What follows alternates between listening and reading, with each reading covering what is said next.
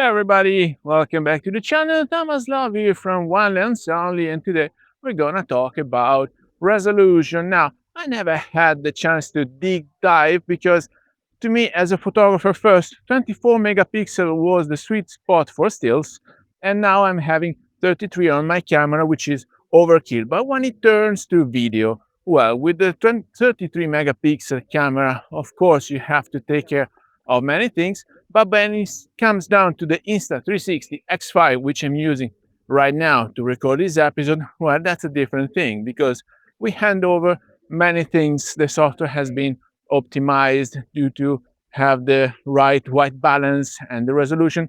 And eventually, the resolution itself makes a difference because if you think that you are shooting a whole sphere of details around yourself, well, I used to use 5.7K 60p, so I could also go for slow motion, but then eventually when you do the reframing, it's a bit short of 4K. So you need to improve the resolution. And now I wanted to show you what I did when I visited the zoo. The zoo is filled with animals that cannot live in the wild. And so they have been either rescued or they were born in captivity. And so this is why they've been held and kept at the zoo. But in detail, I was outside the fence for the red panda. Now, red panda is one of my favorite animals. It's very nice and it has a wonderful smiling face. And so when you stay outside the fence, you are a bit far away. Let's talk about a few meters away. And so I thought that creeping in and then cropping in eventually in post, I would have had enough resolution because it was one of the few times where the red panda was active. And so I went home to be satisfied, not positively, because I realized that the shot that I've taken of the red panda didn't have enough resolution to be nice shot. Now think about recording a whole sphere around yourself in 5.7K. And then when you reframe it, you want to have a flat framing, you can turn it in any direction you want, but that is not 5.7K anymore. And so I didn't consider that. I didn't consider the loss in resolution, and I didn't consider why everybody was suggesting to shoot in 8K 30p. And so I was saying, I downloaded the video of this red panda, and then after the reframing, it was short of resolution. It was not so detailed. And so I went through the post-processing with AiArty.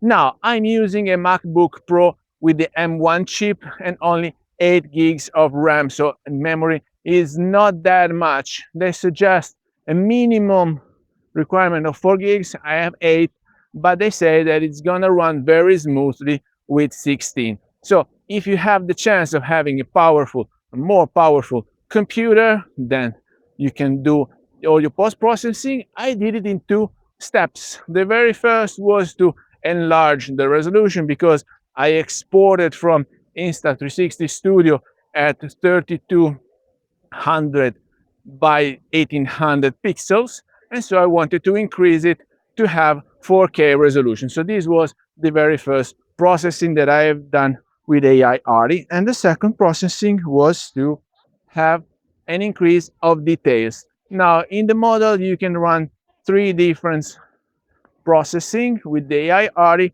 One of them is to increase the details, so it would eventually with the AI study the pixel and add pixels in between so that the resolution is enhanced with no loss of details. Many other times we see the processing with just having bigger pixels and then it looks like out of focus. It's not pleasing details, while here with AiArty you can see the end results by yourself.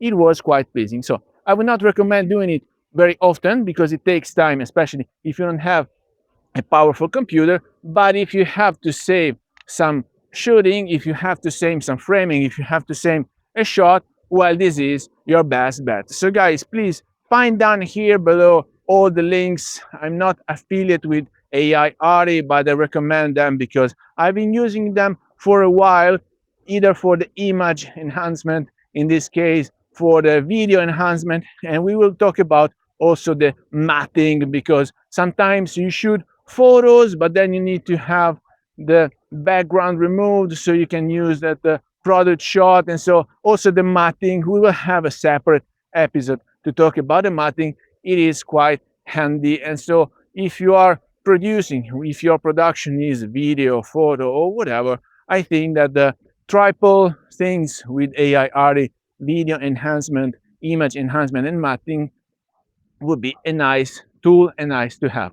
So now I am shooting in 8K 30 like I have never did. So I hope that the file size will not be so important. I'm not really keen on having heavy file size because, as I told you, my M1 MacBook Pro is not so smart and cannot process 8K video, and this is also why I have not upgraded my mirrorless camera yet. I will stick with my Sony 33 megapixel, but in any case, that's plenty if you want to work on downsampled 4K, and then eventually, if you need to have the open gate, well, either you will process in Insta360 Studio on your phone and it takes time, or you can do it with the Insta360 Studio on your computer and it requires less time, but then eventually you need to improve the resolution or fine tune or go through DaVinci. Guys, it's a whole process of discovery because for the very first time in my life,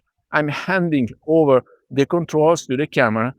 And I have to say, Insta360 X5, they have done a great job with the white balancing and with the smoothness and with the resolution and with the capabilities that you have to turn your shot upside down if you want to have a small globe. At least it's a fun. It's a little fun something. Now I will put it down again because I'm using my Ulanzi, which is also a tripod, and now I can have a direct recording. As you can see, I'm switching as it pleases to me. If I want to show you my good self, if I want to show you the boat or the temple or anything around it, well, I don't have to get mad and use ND filters and change the white balancing or the ISO. The camera manages all the settings, and then I can choose what is the best result in post-production.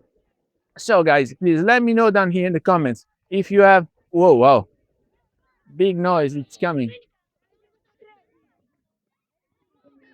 Yeah, I figured. Yes,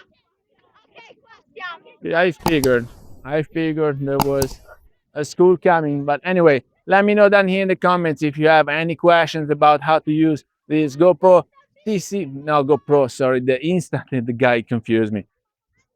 So please let me know down here in the comments if you have any question. Otherwise, I hope you got some value out of this video. If you did, please remember to like it, share it on social media, subscribe to the channel so you won't miss the new videos to come, and I guess I will see it. Thank you. Bye-bye.